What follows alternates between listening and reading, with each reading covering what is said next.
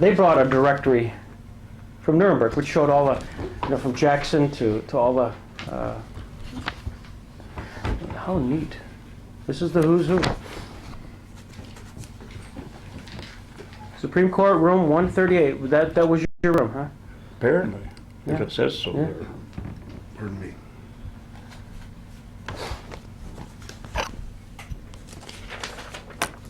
Here's an interesting one. Shows you the kind of ways that we would communicate. Justice Jackson was. I'm just going to do this for you. Where are you? Okay. Justice Jackson was sitting on the bench hearing arguments, and we had a number of lawyers from Kentucky show up. They were representing a fellow who's going to be executed that night. Mm-hmm. They included the governor, former governor of Kentucky. So I wrote him a note on the bench, and here's my note and his response.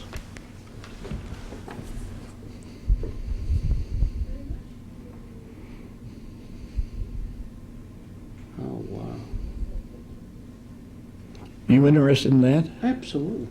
I don't think there's anything here. If you say, Greg, if you're interested in all, I'm interested in anything that. Well, you can have all this stuff. This is terrific. This is the. Some of this I might want copies of. Oh, yeah, here's a good one. I wrote to him when he was in the hospital the first time and told him that we had a dog for my son, and the dog's name was Sansbury, known as Sansbury. The reason for Sansbury was it was a lawsuit I was involved in involving the constitutionality of Section 211 of the Railway Labor Act in Amarillo. So that's only part of it. And here is what his response was from the hospital. It says every boy needs a dog and so forth and so forth. Now, you can read the whole thing, but pay particular attention to that. So this would have been dated, let's see, postmarked May 10th, 1954, which is a few days before a very famous decision was made. Absolutely.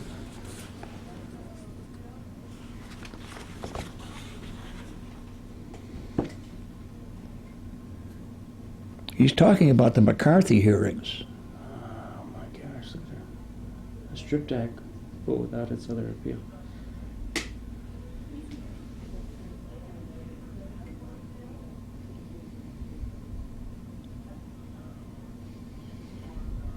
Wow.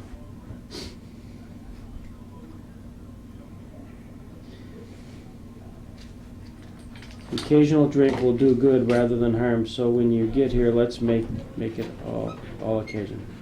Isn't that true? Wow, Bob. Is that how you, outside, after you left the clerkship, was it? No, that's not how I addressed him. No, Mr. Justice Jackson? Yeah. Mr. Justice. Mr. Justice. Yeah, we always call him Mr. Justice. Mhm. Remember I mentioned to you about Right. calling him the Chief Justice. That's right. Oh, yeah. Mr. Chief Justice. Mr. Chief Justice, that's right. They changed that just before they admitted, not just, they changed it during the 70s, knowing that they were going to admit a female member. Did they do that? Yep, in the mid-70s. I'm glad to hear. I'm glad you told me that, because I often wondered what in the hell they call Sandra Day O'Connor and the other one. Just go by justice. So that they don't I'm have pretty that sure trouble. Sandra Day O'Connor is in our home in Illinois, because her husband represented Santa Fe in the Arizona region in some discrimination cases.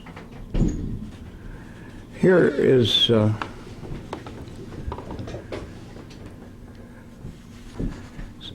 the kind of thing that, when I don't know where he would have written this, probably just from his office.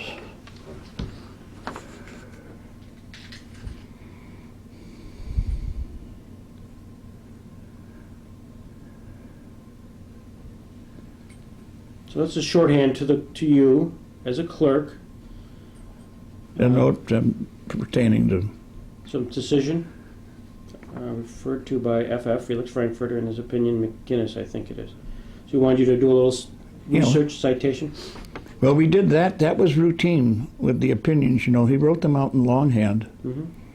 And when he came to a spot where he wanted citations, he just put I forget what it was, an asterisk or something, and it was up to us to find them. Wow. He generally knew who they were there. Yeah. Now here's another one of somewhat of, that's my note on the top and then his on the bottom, but we'll show you how these things are handled.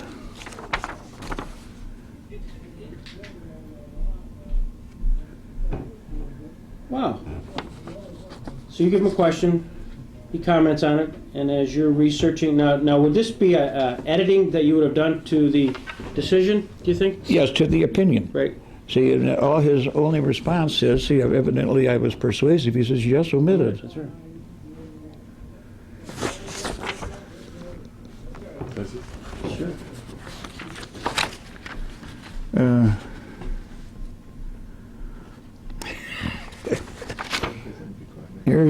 Here's another one. Maybe you would like to wait and go through this stuff with John Barrett. John Barrett will go, for the camera, crazy. There's other terms. He will be very excited. Because he's very, very interested to know the logistics. You know, here you are in the inner sanctum, working with Justice Jackson, and basically, how did it work? You know. Well, you know, I'll tell him later when he asks. We didn't, when we had petitions for certiorari, for example, we'd write memoranda on each one for the week and give them to him. And, you know, you might think that he'd have us in to go through each one. He didn't. Right. Just took what we had and went to conference, and then came back and told us what happened. But he would obviously but make his own decisions on this. Oh, yeah. There's another one.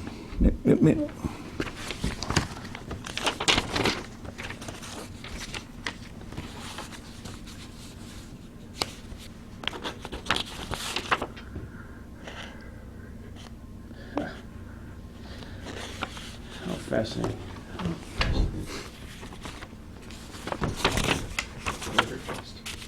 Mm-hmm.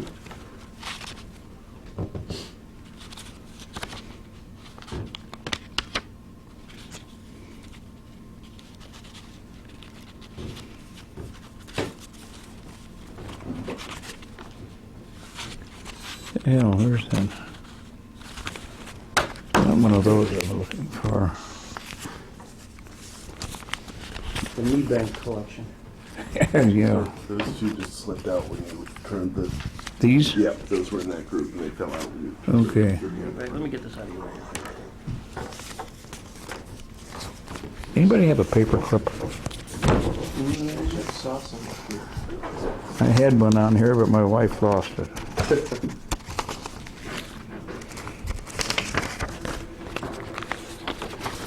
Thank you very much.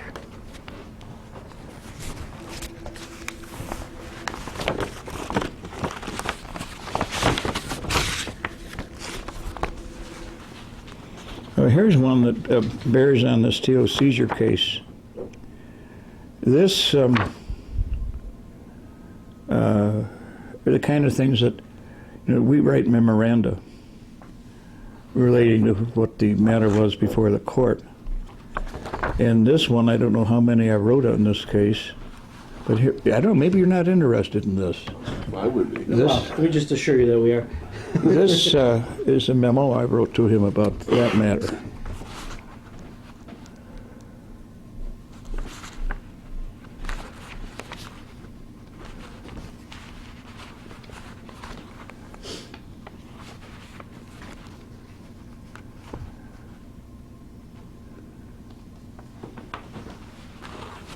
George, this is unbelievable. You know, from a history perspective. In fact, Professor Barrett was just part of a panel in Pittsburgh last year where they talked about the anniversary of the Steele seizure case. And they had some attorneys who were with the in the Truman administration there to kind of explain, what the thinking was in the Right. White House and how they felt about the decision and its legacy.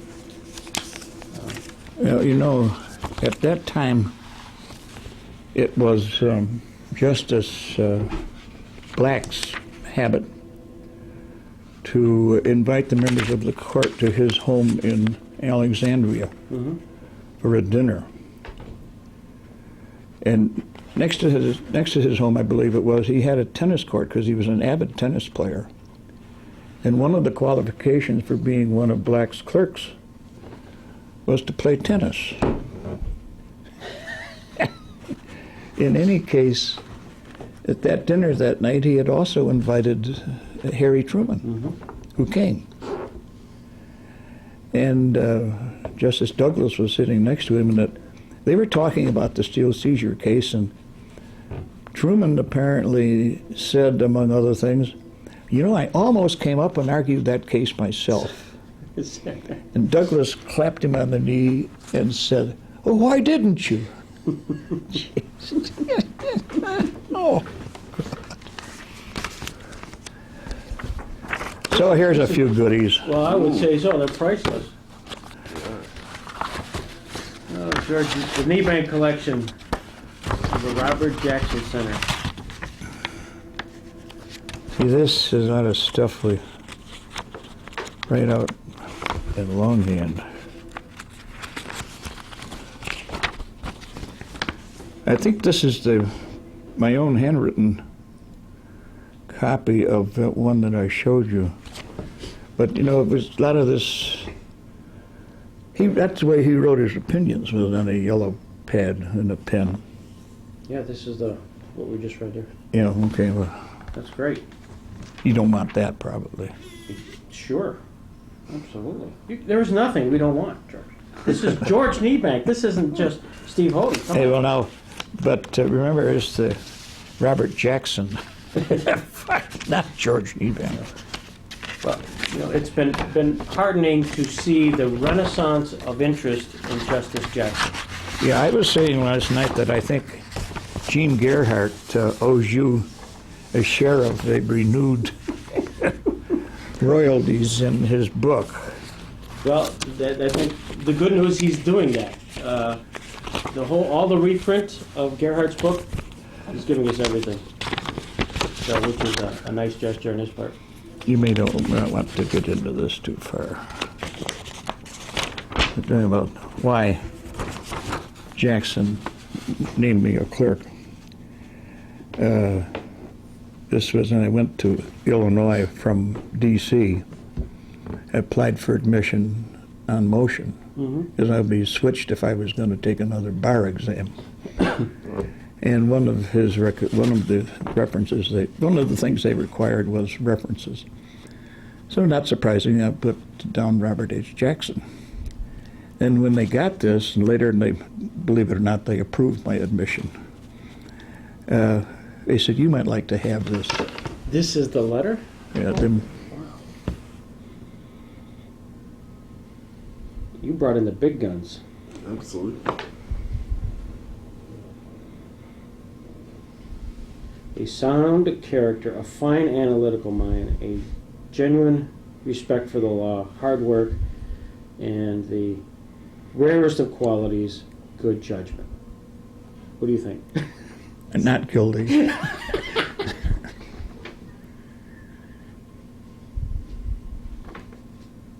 This guy he always was a tremendous writer. A recommendation of a family friend so unqualified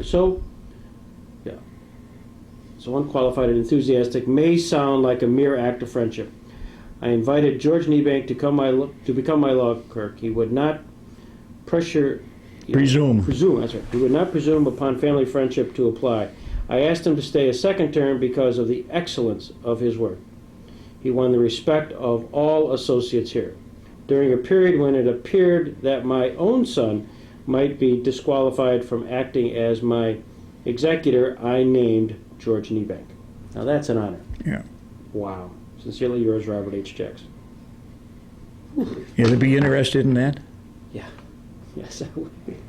Now, I don't know about this. Tootie was saying that, Tootie's my wife, Her real name's not Tootie, it's Dorothy, but she's been Tootie for 1,000 years. Personally, I just give you the thing, I don't know what I'm going to do with it. But she said, maybe you have a copy. I don't know. What do you think about that? Copy of, Of this type thing. I like the original, but I'll give you a copy, either way. Well, why don't we do that? Yeah. Sure. This is, to me, there's nothing like the real deal. Mr. Niebank, can I ask you a personal question? Sure. Do you know a Nancy Houghton? Because my mother mentions a George Niebank fairly frequently. Oh, really? And maybe you're the same one, and maybe you're not the same one. But I'm just, Maybe we should go off the record. just curious. Cut down the tape. If you don't, you don't. That's fine. Where would I have known her? I don't know. Junior high school? No. Well, maybe. I don't know. She grew up in Birmingham, Alabama, so probably not. Oh, But she I moved don't to know. New York Maybe City I and- better stay away from that subject. I just don't know. No, that's fine. Maybe it's another George Niebank. There aren't very many. No, that's true. But sorry. Nancy Houghton. What did she do? She works as a rare book librarian, but she used to be an airline stewardess back when. I don't know. No, That's all right. doesn't ring a bell. Tell her I'm sorry. That's all right. There's one If you fellow had known her, shoot, I'm when sure. I made the speech here in 2000, June of 2001, man, a local attorney, Warren Erickson, came up before and introduced himself and asked me if I remembered his sister, Marion Erickson. You probably don't want me to get into this. Duh. And I said, sure, I remember Marion very well. And he said, well, do you remember what you did on the date? I said, yeah, we went to the Hotel Jamestown for dinner, and I could virtually show you where the table was. He said, well, I asked her if anything ever came of it. She said, no, I must evidently didn't impress him very much because I never heard from him again. Or he never asked me out again. So I said, well, the reason, Warren, was because she kept telling me spent the whole evening telling me about the guy she was engaged to. That would do it. You know, that's got to. Now, here is the kind of thing that he was fond of doing. Over the years, he, as he came on interesting things, he made notes to himself. Mm-hmm.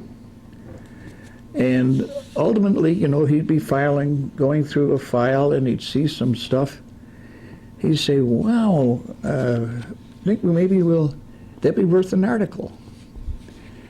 And, of course, he never had too much trouble getting his stuff printed. This one he did after I left the court, but I helped him with it. I think I did some footnotes and stuff, but it's fascinating. You've probably seen it. Is that the Falstaff's one? Yeah. Yeah, I think that's, what was the basis of that? I'd be curious to know why. Why did he do it? Why did he do that? That's just his interest in the law. Right. And he had these notes in his file. See over here, you see. Now, ultimately, what did the Bohemia Grove, I think may have reprinted this in their. Oh, he was an avid attendee at the Bohemian Grove thing in California. Right. I forget which encampment he was with. They put a. Wow. It's a great story. I've read it, and it's local flavor. Wonderful story. Falstaff. Who would guess? You tell me you've never seen that. I've never seen this. I wonder if John has. You read the introduction. I mean, not the introduction. Forward?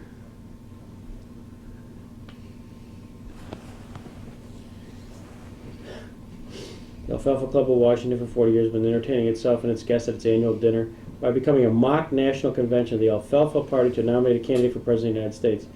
Nominations followed by an acceptance speech.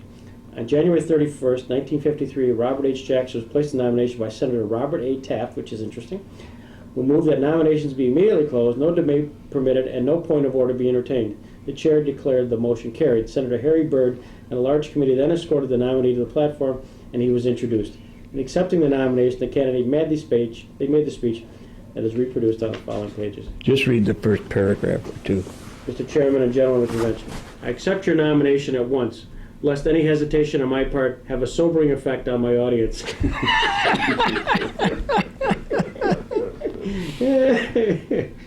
My campaign manager, Senator Byrd, composed this distinguished committee to have a member from each faction and section of the Alfalfa Party. He reports that we are now split into only 9 irreconcilable factions. He assures me that that makes us the most united political party in the country. I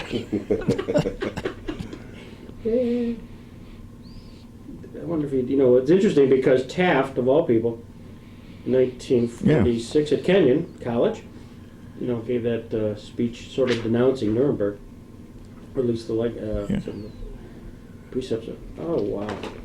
I've never seen that. I've seen reference to it, but I've never seen it. Oh, do you suppose John has? I think you're gonna make his day. And since he seems to be the next Boswell of Jackson, All right. This is totally perfect. Here's a copy of that thing. Oh, George, you're the best. Now, what's Barrett going to talk about tomorrow night? You know what he's going to talk about? I asked him, and he said that he was the clerk, of course, at the end, and also the clerk during Brown versus Board of Education. Right. And Justice Jackson had written a draft concurring opinion for Brown versus Board, which of course was never published. And Barrett was kind of behind the scenes as Earl Warren wanted unanimity on the Brown versus Board. Of course, Brown versus Board is coming up to its 50th anniversary next year. Right. In fact, we're having celebrations. I'm going to announce November 15th here that, you don't mark this though. Linda and Cheryl Brown, who are the the daughters of Oliver Brown, which triggered the whole Brown versus Board, are coming here on the 50th anniversary of Brown versus Board of Education. So that's going to create all kinds of interest in that subject. Well, I knew that Barrett Prettyman was behind the scenes working with Justice Jackson to kind of try to have Earl Warren answer the concerns that Jackson had, principally dealing with whether the judiciary really is the right forum to make this integration happen, and is there really a program or thereafter? I mean, once we pronounce it, segregation, separate but equal, is dead, we better have a plan, guys, or it's going to be chaos. Right. So, anyways, Jackson wrote this concurring opinion, and Prettyman worked with him, but ultimately it never got published, and it was a unanimous Earl Warren decision. Well, Prettyman's going to talk about the unpublished Jackson. Okay, well now, Jackson told me later that he got out of the hospital to go to the court so there would be a unanimous opinion. That's right. Which I thought was kind of remarkable. That's right. You know, you think about these kind of segregation issues as coming from Alabama or Mississippi or something like that. People tend to forget that that case is Brown v. Board of Education of City of Topeka. That's right. From Topeka, Kansas. That's right. And, it makes you think a little bit.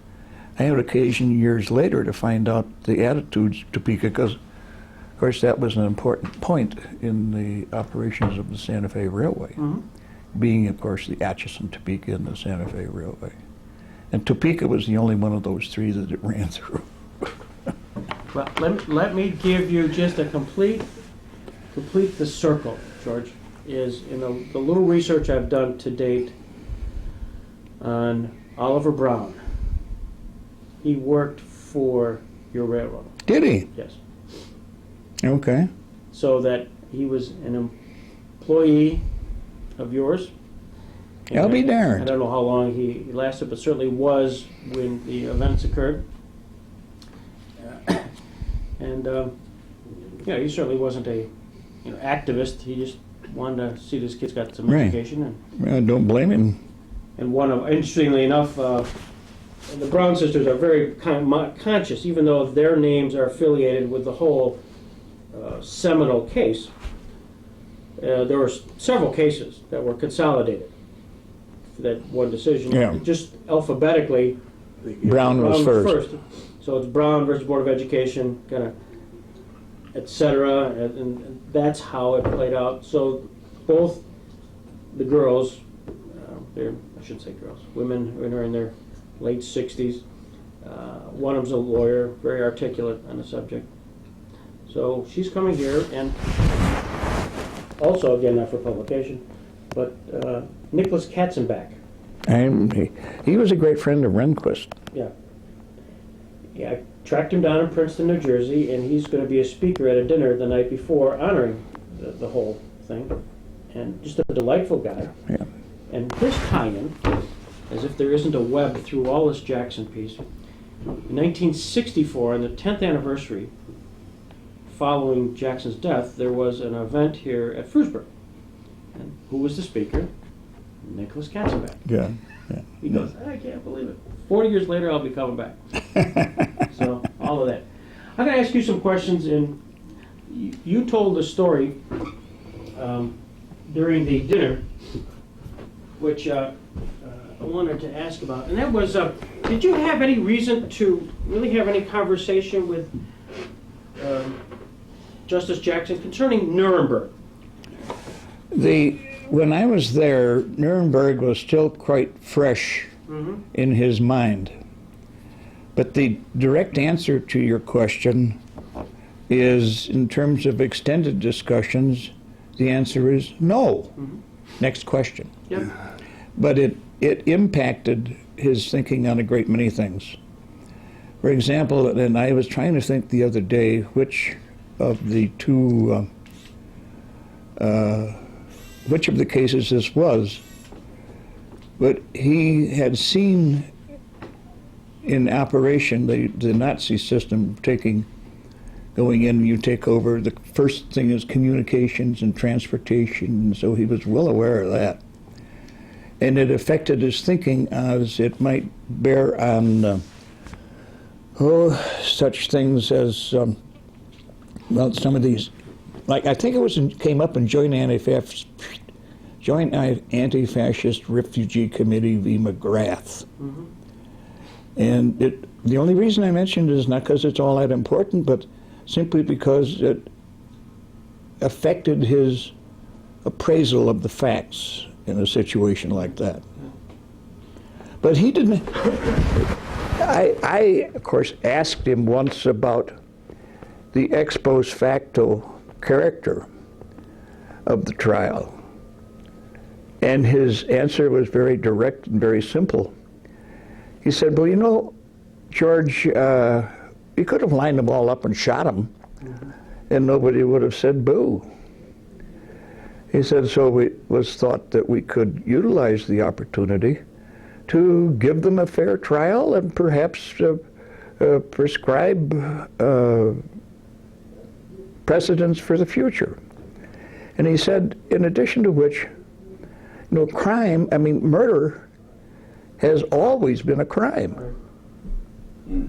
And so in Nuremberg, that aspect of the case cannot fairly be regarded as ex post facto at all. And he was right.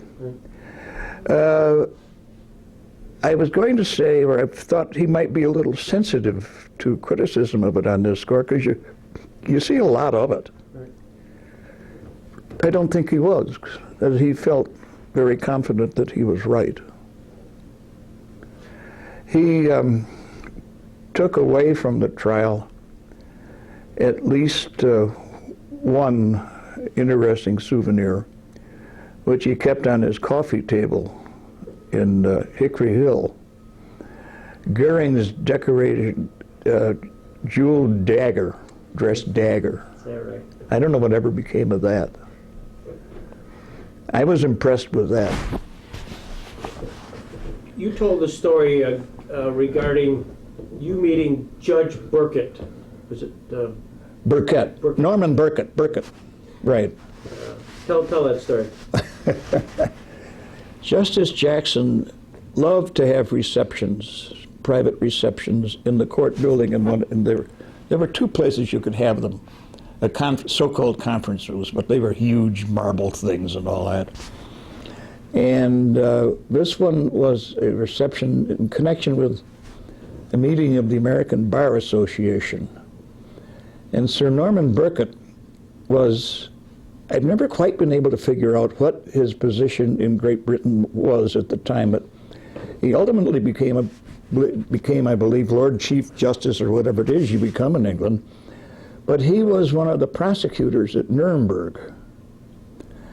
Or an alternate judge. He's an alternate judge. In any case, he became to know RHJ very well. And at that time, this man here, this little man here, Harry Parker, marvelous man, put 10 bar. I mean, because these weren't teetotaling affairs, I'll tell you. Mm-hmm. And so Harry would get busy. And I would step behind the bar and help Harry out. And Justice Jackson brought Sir Norman over to where I was, and he said, "Norman, I'd like you to meet my law clerk," because I was working alone at the time, my law clerk, George Niebank.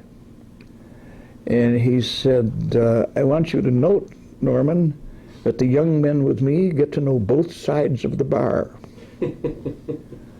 Also, he said, "I feel you should know that George is responsible for all my mistakes."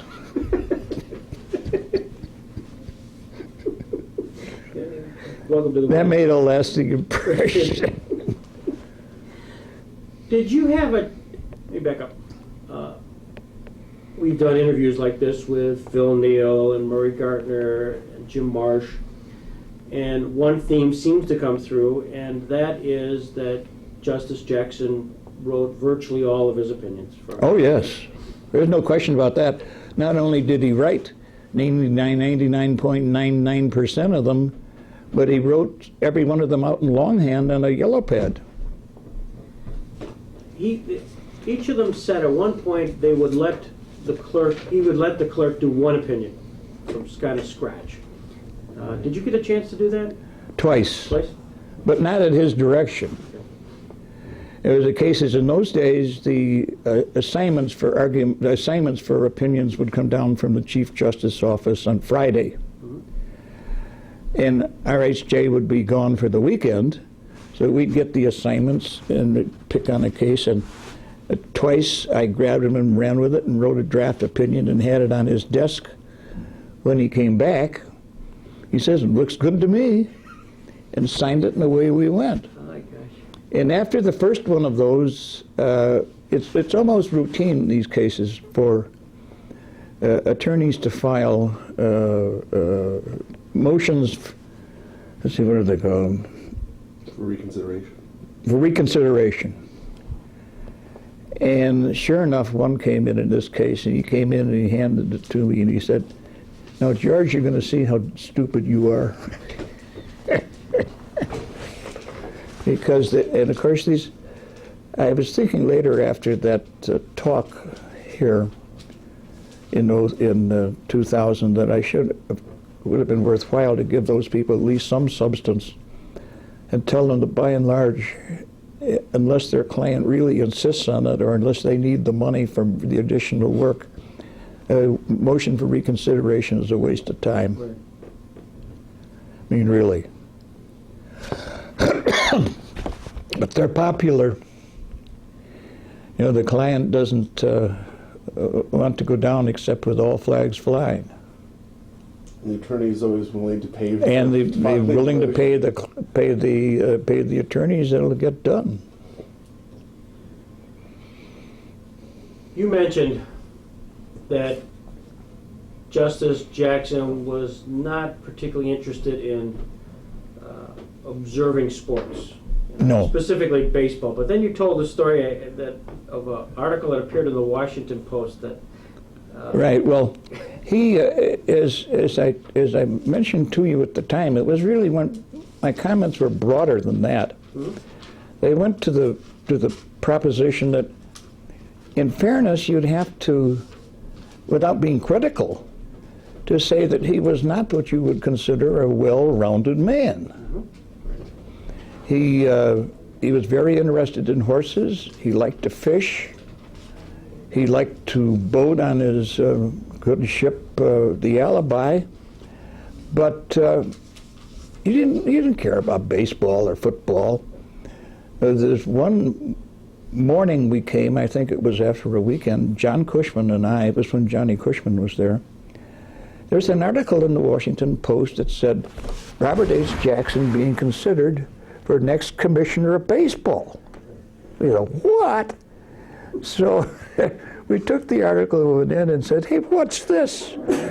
And we showed it to him, and he said, well, I haven't any knowledge about this. He said, you know, I don't even know whatever base it is from left field. I don't know, for example, that he ever played golf. I kind of doubt that he did. But here now we've got company. Hey, John, welcome. Great to see you. Hi, George. Hi, John. How are you? Good. I'm glad to do what I can. You were mentioning the fact that, and it's a funny story, how he was dictating a memo. Oh, yeah. It wasn't a memo. It was a telegram. Right. He was in upstate New York, and this was before he went on the bench. And he, believe it or not, of course, you know, he was a fabulous writer, but he tended to have, at certain times, a problem with spelling. And he was dictating a wire to his secretary or somebody, to this man, to say, tell him I'll meet him in Schenectady Tuesday. So she said, well, how do you spell that? He said, well, it's S-C-H-E-S-C-H.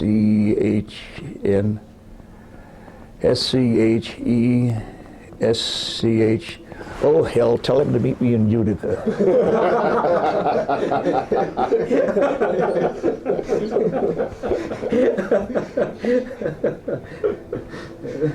That's terrific. We'll talk about his writing. What was his, did he talk about what really made him such a good writer? Well, for one thing, was born in, but he told me he was very specific in discussing it with me one day. His model for writing was the King James Version of the Bible. You know, it's just that simple. But of course, his style in that was pure Jackson. But his basic model was the Bible. You know, short paragraphs, and I was going to say short paragraphs and short sentences, but now that I think of some of the biblical sentences go on for a couple of paragraphs. It wasn't that. Did he ever talk about his Jamestown influences in a sense from an education aspect? Did he talk about Mary Willard? He mentioned Mary Willard from time to time. He was very fond of her. I noticed in some materials that we have his references to Jamestown High School and what Jamestown was like when the then new high school was built. Believe it or not, I remember the old one. The Victorian building, it was still there when we moved here from Geneseo, New York. And I don't remember much about it, but I remember when the new school, I still think of it as the new high school, just like I think of the new 6th Street Bridge. Right. But he told me a lot of things that went on in the city, and not so much that impacted his thinking, but just experiences that he'd had. You want to go into one or two? Please. Oh, he told a number of them. There was a man, a very prominent local man. His name was, I believe it was A.N. Broadhead, who, among other things, owned the Street Railway Company. And Jackson came to the office one morning and found his secretary just about on the edge of tears. He said, "No, what's the matter?" She said, "Well, my sister so-and-so, or my niece or my niece, or my cousin, whatever, it worked for A.N. Broadhead in the business end of the trolley system, has been arrested and charged with pilfering or being sticky fingers in the till. And she's going to be arraigned this morning, or whatever they do in the city court then." And she said, "Would you mind terribly going over to represent her?" He said, "No, I'll go." So he sets off and gets over there, and he runs into Broadhead. And he said to him, "Hey, Ann, what are you doing here persecuting this young woman?" He said, "Persecuting nothing. I'm here to go her bail. If she's smart enough to do this, I want to put her in charge of the office." In Jamestown at that time, there were people like that. Did he have an interest in did he represent the trolley companies? I don't recall that coming up at any point. You know, I don't know that. I don't think so, although, and I have heard reference to this, but I've never seen it documented, and it may not be true. You know, when he was Solicitor General, it was literally the case when they would get into the limousine at the Department of Justice with him in his frock coat and that, and they'd hand him the file that he was going to argue the case on. And it drove all the other people in the office absolutely crazy. We had to get up there and make a sensational argument. Now, how did he learn how to do that?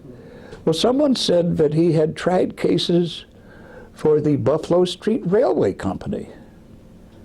And I don't, John especially, maybe you know, I don't know if that was the case. I don't remember whether he told me that. I don't think he did, because I think if he had told me, I would remember it. But anyway, that was felt that his experience, if in fact there was such experience with the Buffalo Street Railways, what sharpened his ability to be able to pick up a file and, you know, in 10 minutes or half an hour making an argument in the Supreme Court of the United States. You've heard this many times, I'm sure. I think it was Justice Stone that said Jackson should be Solicitor General for life, and with good reason. Did he talk at all about that 1 year he had in Buffalo? Did he ever mention that? Jackson? Did he have a year in Buffalo? Yeah. Yeah, it must have been when he... That's when he was doing these No, he never... cases. He never really did, except... No. But I think one thing... Did they... Kind of one of his better stories... You want to hear this? Okay. The Federal District Court never sat in Jamestown in the old post office building, did it? You know, like riding the circuit or anything? I don't know that. They don't do it now. No, they do not do it. Okay. And this is when this happened. He was in a federal district court in Buffalo and waiting for something to happen, and there were a group of people there waiting to be sworn in as new citizens. And one of them had had quite a bit of trouble with some of the questions. And so the judge said to whoever asked those questions, said, "Here, let me ask this man." And so he said, "Tony," and he asked him a couple of questions. Then he said, finally he said, "Tony, who runs the government?" He said, "Standard Oil." He said, "That's good enough."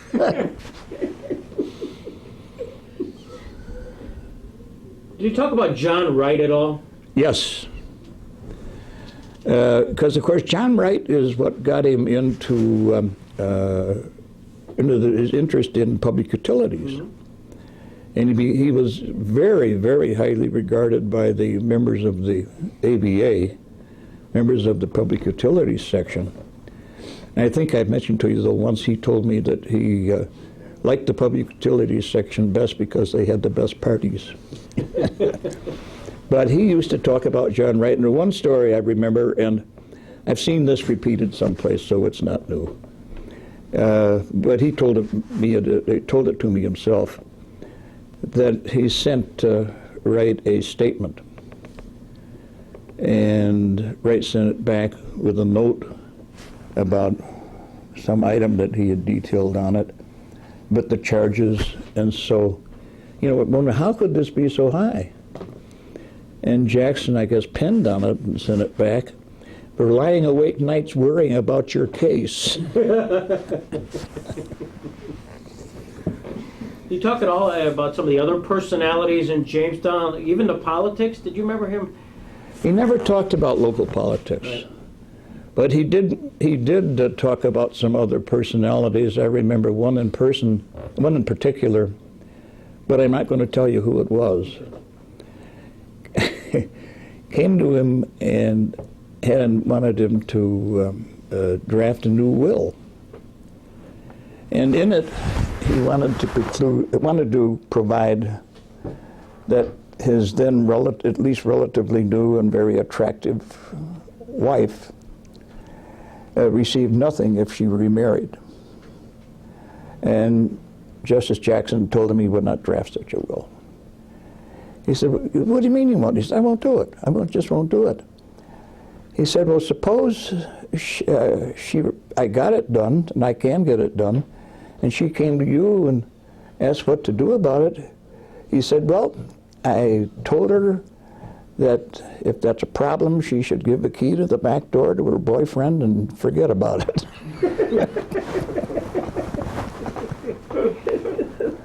That's terrific. Your earliest recollections of Justice Jackson, obviously, probably through your dad. Well, yeah, through the Jackson family were very nice to us.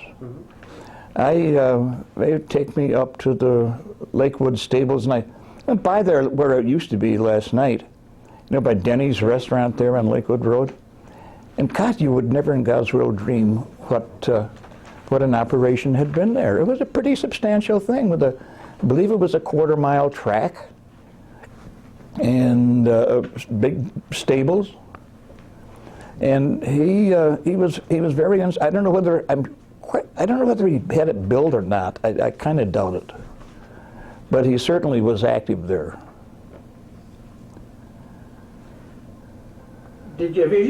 Maybe you gave this to me, but this is a letter from your dad to Eugene Gerhardt back in 1949, explaining. Did you see this? Maybe I don't know where I got it, but I think explaining a little bit of the relationship between your dad, Right. and Justice Jackson and some incidents. I've seen this letter. Yeah.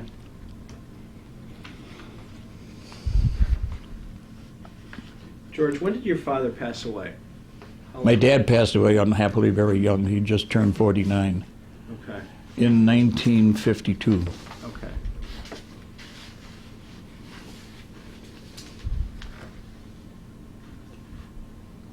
So that was actually two of my questions. Jackson was a bit older than your father, Yes. and their deaths were not too far apart, sadly, a couple of years. Yeah, that's essentially right. My dad's was in 52 and RHJ was in what, 55? 54. 54. October 54. Okay. They weren't that far apart. Right. When they met, what was the kind of relative prosperity and social standing? Your father wasn't yet president of the bank, or was he? I've learned something about that in going through some of this material.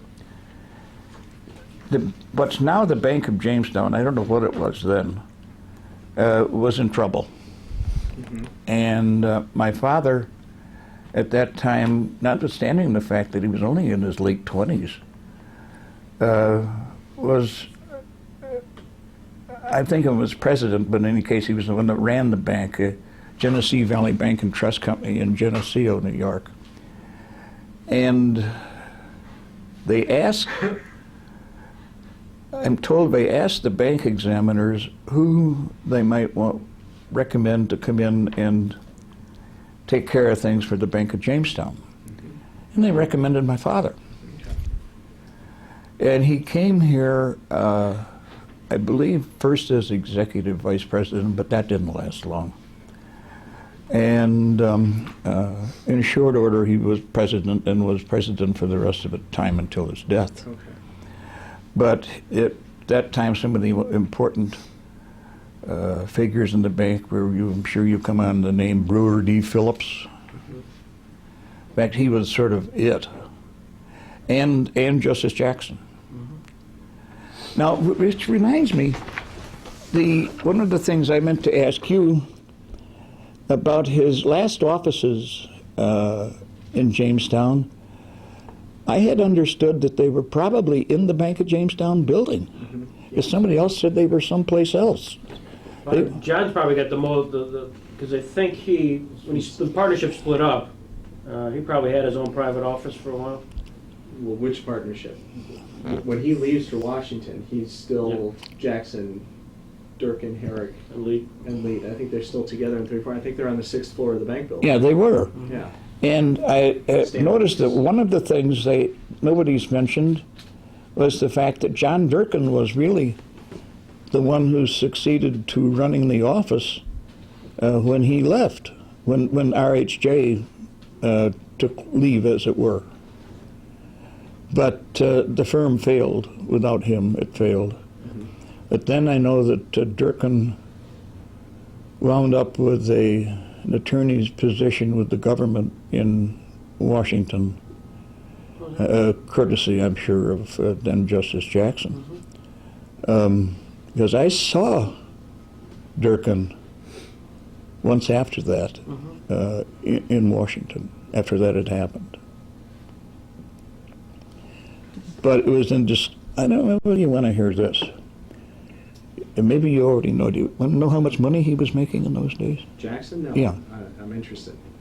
Well, he told me that he left the office in Jamestown, which was producing $50,000 a year net. And you know, in 1933 or 34, that was a lot of money. Mm-hmm. Mm-hmm. And they lived well, make no mistake about that. And my recollection was that they had a chauffeured either Cadillac or Buick, and the chauffeur's name was Stewart. I forget his last name. But Stewart was sort of... In Washington? No. Oh, up here? Yeah, in Jamestown. Okay. Stewart and family came with them to Washington as soon as they had Hickory Hill. Oh. And he was sort of a handyman. Stewart did everything. Stewart Loy. L-O-Y? Yeah. So he's a Jamestown guy. Yeah. Jamestown or Frewsburg or one of those. Okay. He didn't pick Stewart up in Washington. Okay, right. I didn't know that. Well, I think when they first went to Washington, they lived in the Wardman Park. Yep. And of course, he wouldn't have much use for Stewart there. So I don't know what may have happened to Stewart at that time. But as soon as they got into Hickory Hill, I know we had Stewart down there doing everything. Everything you could think of. Okay. I'm seeing a little bit of a theme here. Durkin, through Jackson, gets a job in Washington, and Stewart gets this continuing employment with the Jacksons in Washington. Right. Ruth Sternberg, She came up with him. he's having job problems here, and he brings her from Frewsburg down to Washington. Were there other people who kind of were the home team he brought with him over the time in Washington? I don't think of them, John, offhand. Okay. Those were all, except for Durkin, sort of in the nature of personal retainers, Right, right. as Stewart Loy and Ruth Sternberg to a certain extent. Ruth was with him for many years. Right, right. I think I've met her, but I don't remember her at all. She's still alive, somebody said. No, she's gone now. She lived to a ripe old age. Yeah. She's been gone a few years. Okay. I think she died in her 90s. All right. Maybe Okay. 5 years ago, Yeah, something like that. I remember her, but didn't have the presence of mind to get her story. Good. During your John, you Well, I want to make sure you get your stuff. Just on the money question, about what year is it that your father comes to help the Bank of Jamestown? From I would think it'd be about, the way I find this out by remembering just about how old I was when we got here. And I think I was about 6 when we came to Jamestown, which would make this 1931. Okay. And so at that point, Jackson is a big shot. He's well established. Yeah. And he's already representing the bank. Your Oh, father yeah. When it comes to the bank. No, he's done very well. Right. At a very young age. Right. You know, notwithstanding the fact that he was a Democrat in a sea of Republicans. Right. Did he ever talk to you about that? How he reached prosperity? At what point in his career that actually happened, or No, how? no, not really. Okay. And we never talked of it in terms of prosperity. I'm not too sure he thought of it in those terms. Uh-huh. It's just that it provided him the means to do what he wanted and live the way he wanted to live. Mm-hmm. And he was not flamboyant in the sense of wearing those kinds of things. Although,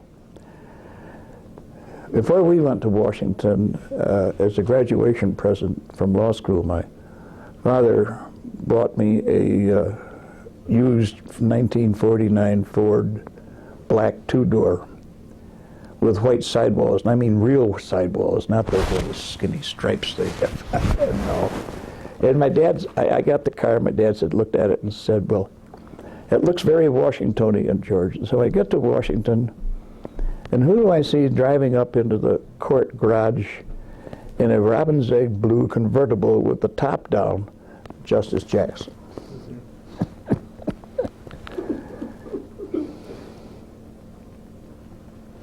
In those days, the clerks had parking spaces below in the court.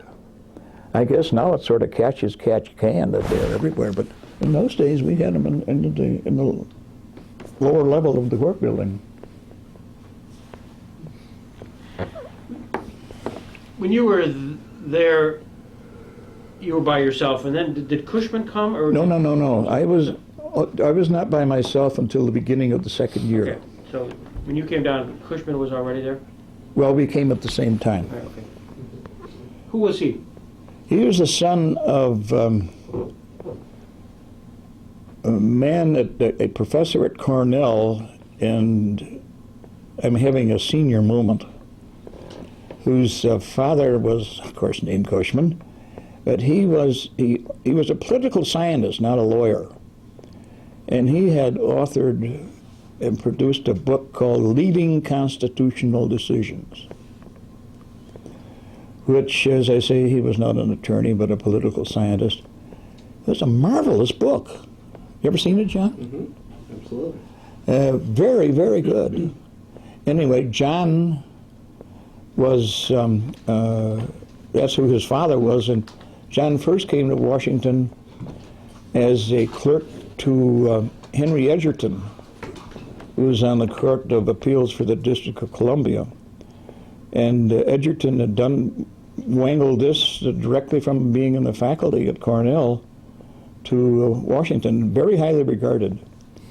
And John Cushman, that is, clerked for Edgerton for a year.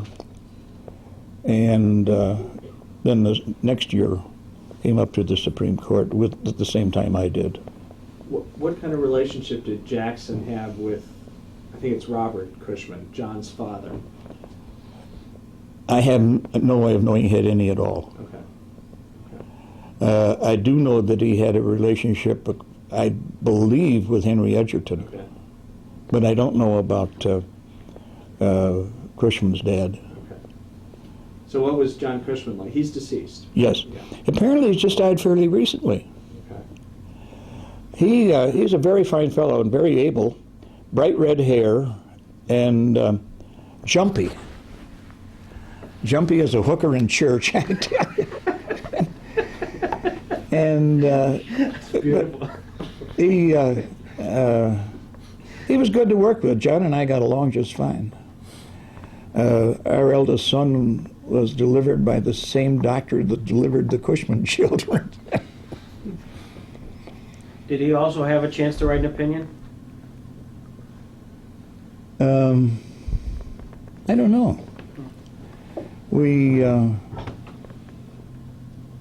I just don't know. I don't remember that it didn't happen, but I don't remember that it did either. Do you remember the decision that you wrote? Do you remember? I remember that a couple case? of them, yeah, I do. What was the case? I'm not going to tell you. As you can imagine, they're not exactly landmark cases. We're gonna. See, my style is indistinguishable from his, so you can't pick it out. There you go. Perfect. We won't be looking. Both of us are gonna pause when we change tapes here.